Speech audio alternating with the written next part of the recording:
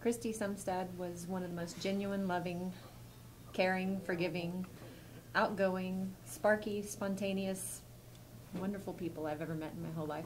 Of course, I got to know her since I was 2, so it's been a while, but she was amazing. How did this affect y'all? I mean, the whole family, and all, not just you, but the whole family, basically, after this February 11th thing. Devastating. It was devastating. It's like taking the light out.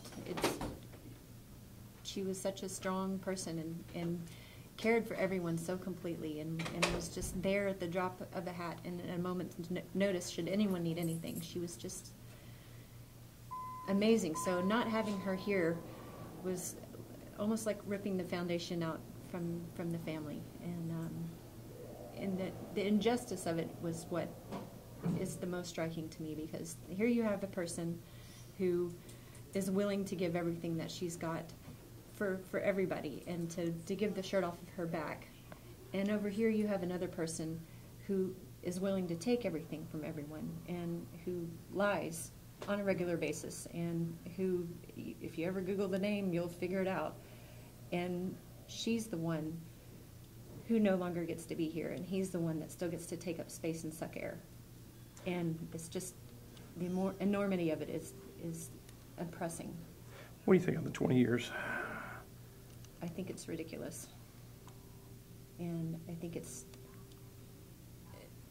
me personally, I don't feel like it's true justice.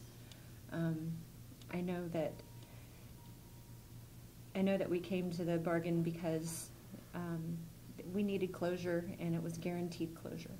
And it's going to enable the kids to put behind them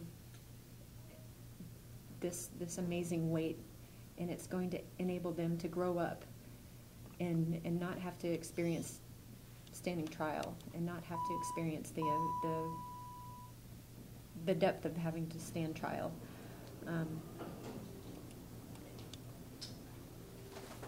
Hopefully it'll be better for us all, at least for the next 20 years. And hopefully he won't be able to hurt anybody else. Now, originally they kind of thought this kind of suicide, but you knew different. You knew quite a bit different than that. I never believed this was a suicide. I don't care. I knew that they were having marital problems. I knew that he was meaner than a snake. But I knew that there was no way in this world that she would ever leave her children. It was unfathomable. It wouldn't have happened. She loved those kids more than she loved herself, and more than she loved life, and she would not leave them. She would gladly lay down her life, and that may have well have been what happened. And she had how many? 16-year-old daughter at the time, and what was just the daughter she had? She had 3 children. Yes, Tessa was 16 at the time, Alyssa was 11, and Derek was 9. Okay. How are the kids handling it now? Without a mother and... You know, these are some of the smartest kids I've ever seen in my life. They are amazing and resilient. They've expressed their emotions, but yet they have been able to push forward. They're doing really well in school. They've made friends.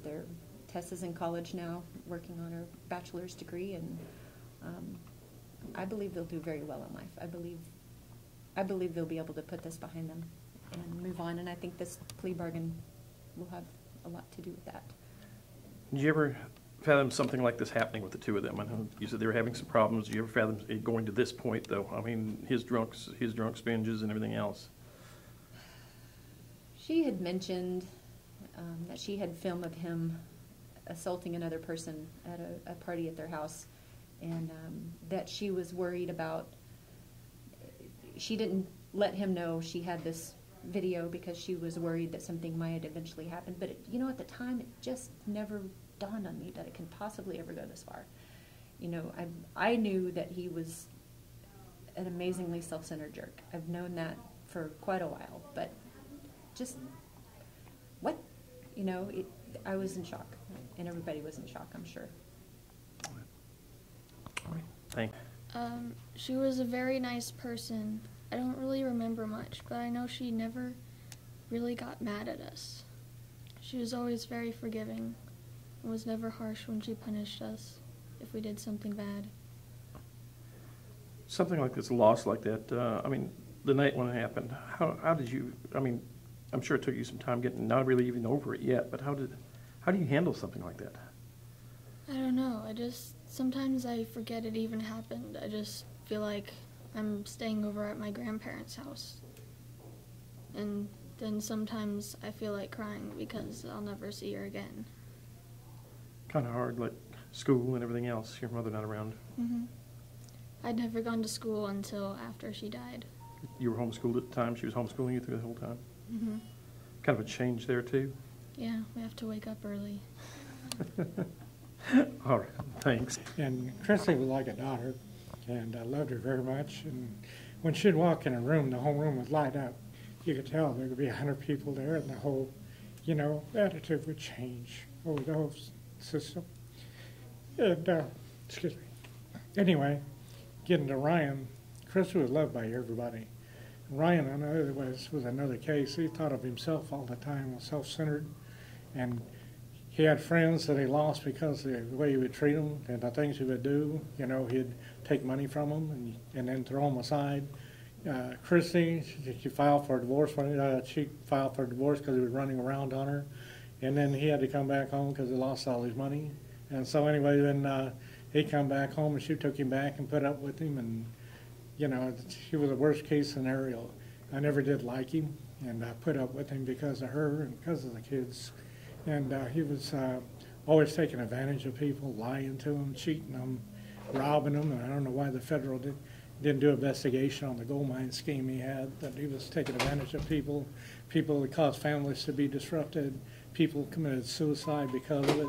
And he got away with all that stuff.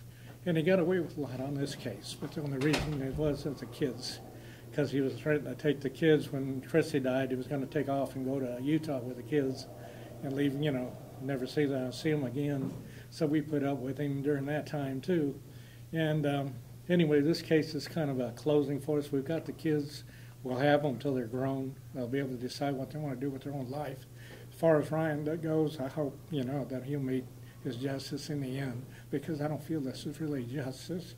Yet I want to say justice, done for the family and for all of us and for Christie. And maybe in the end he'll get his just to do. This is not the end of it. I look for him to go on, causing trouble and wind up back in jail again, and he'll probably spend his whole life there. I hope so. You don't think the 20 years was enough either, though? I don't think it begins to be enough. If it was up to me, it would have been 99, but things weren't working out that way. The police, in the beginning, didn't handle the case right because Ryan, convinced them, it might have been a suicide. Christie was despondent and got having problems, which was all a lie. And someone called her. He called her the night before and asked her if she was despondent. She said no, and said Ryan had texted him that she was having problems and despondent. I said, I'm not despondent. But all that was put on because he was up to something. We don't know what that was. Maybe it was premeditated. Maybe he had planned it all. But anyway, in the end, this is the best we could do. But in the end, I hope he, I'm sure, let's put it this way, I'm sure that he's going to wind up getting himself in trouble down at the end, and he'll be back in there again, and he'll spend his life in prison. That's where he should be. All right, appreciate it. Ryan Sumstad was charged with the murder of his wife back in in June of 2011. The defendant was a IT manager at a company in Houston, previously graduated from West Point with an engineering degree. The law enforcement was called to his house, and there they found the dead body of his wife up in the upstairs bedroom. There was some broken glass on the floor. There looked like there had been a struggle. He indicated at the time that she had had too much to drink, had taken some pills that she shouldn't have taken. He also indicated that she was deeply depressed and was suicidal. Subsequent autopsy report from Dallas County Medical Examiner's Office indicated that she died by strangulation. So those are essentially the facts of the case. It's gone on about 3 years now, back and forth, and finally it came down to manslaughter charge instead of murder. Yes, manslaughter with a deadly weapon finding, which has the same effect on parole as a murder conviction does. 20-year sentence, so he will not be eligible for parole until he served half of that time. And that's just eligible. Just eligible. Eligibility doesn't guarantee parole, so. Tell me a little bit about the investigation. I mean, once they found out it was suicide, where'd it go? Or it wasn't suicide. I mean, Well, it kind of took them for a tailspin on that one. They initially, responded to the scene, did not arrest him. He indicated that she was suicidal, deeply depressed, overdose, that type of thing. For about 3 to 4 months, while they were waiting for the autopsy report, the investigation lapsed. It was after the autopsy report came back, indicated homicide by strangulation, that the investigation continued at that point. So that's where we're at today. There were a number of witnesses who were subpoenaed to come testify to some of his activities following her death, including several incidents where he sought out female companionship. One incident within about 2.5 weeks after her death, he subscribed to eHarmony, ended up meeting a female companion in the Dallas area on 3 different occasions. He also engaged in a sexual relationship with a close personal friend of his wife, the deceased.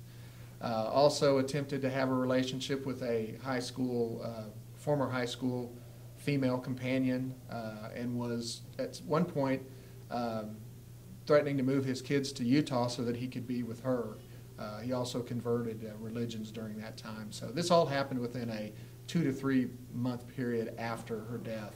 So I think those created quite a few suspicions in people's eyes as to what he did. And after the investigation resumed following the autopsy report, those incidents were investigated. There was also some extensive investigation into his cell phone records, his computers, several people's cell phone records and computers in this case, to basically try to ferret out what he was thinking, what he was doing during this time. What, pretty much was a scam artist too, from what I understand. Look at some of the stuff from back over history or time. There have been reports. He was currently, at the time of the time he killed his wife, he was working for a company in Houston as an IT manager. But prior to that, he had several business ventures he engaged in. A lot of those have been reported on the internet, and people can look on the internet and kind of see what happened in those cases. But essentially, people complained that he was taking investor money and sign-up fees from investors. Then the deals would fall through and they would not get their money back. So I think there were a number of lawsuits connected with that. All right. All right.